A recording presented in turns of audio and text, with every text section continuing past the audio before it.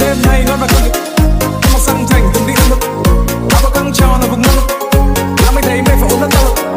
Giờ phải làm gì hay cũng nóng rồi, sẽ không đã uống cũng đã nhịn môi, đi cúp sáng quên không đóng rồi, anh tự nhiên là đau lắm rồi.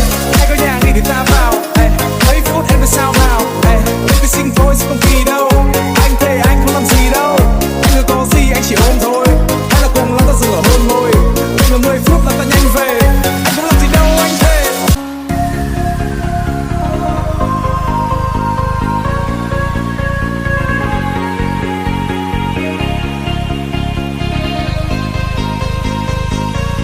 我就站在你面前，让我紧，像从前。